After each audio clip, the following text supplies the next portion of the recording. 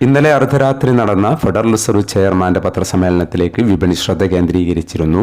2026 ഒരു തവണ പലിശ നിരക്ക് കുറക്കുമെന്ന പ്രതീക്ഷ നിലനിർത്തിക്കൊണ്ട് US ഫെഡറൽ റിസർവ് അതിന്റെ നിലപാട് നിലനിർത്തി.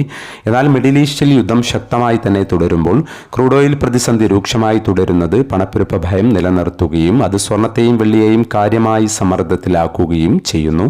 ഇറാന്റെ എണ്ണ കേന്ദ്രങ്ങൾ ആക്രമിച്ചത് വലിയ വാർത്തയായിരുന്നു. അതോടെ ഗൾഫ് എണ്ണവാതക കേന്ദ്രങ്ങൾ തിരിച്ചാക്രമിക്കുമെന്ന് ഇറാൻ മുന്നറിയിപ്പ് നൽകി.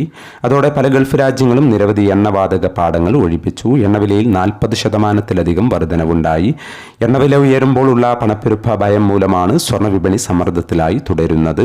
ഈ മേൽ സാഹചര്യങ്ങൾ കൊണ്ടാണ് സാധാരണഗതിയിൽ യുദ്ധം മൂലം സ്വർണ്ണവില ഉയരാറാണ് പതിവെങ്കിലും സ്വർണ്ണ വിപണി സമ്മർദ്ദത്തിലായി തുടരുന്നത്. മേൽ സാഹചര്യങ്ങളിൽ മാറ്റം വന്നാൽ മാത്രമേ വിപണിയിൽ ഉണർവ് പ്രതീക്ഷിക്കാനാവൂ.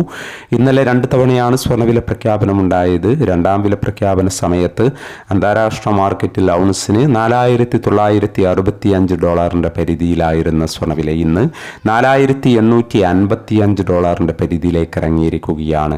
ഇന്നലെ രാത്രി തങ്കവില ഗ്രാമിന് 15,030 രൂപയായിരുന്നു. വൈകി വരുന്ന ഇന്നത്തെ തങ്കവിലയും ഇന്നത്തെ തങ്കവില അടിസ്ഥാനമാക്കി സ്വർണ്ണം വിൽക്കുമ്പോൾ ലഭിക്കേണ്ട തുകയും 11 മണിയോടെ കമന്റ് ബോക്സിൽ പിൻ ചെയ്യുന്നതാണ്.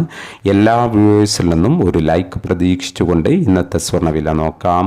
ഇന്ന് പവന് 2040 രൂപ കുറഞ്ഞു. ഇന്ന് 19/3/2026 പവന് 1,13,400, ഗ്രാമിന് 14,175.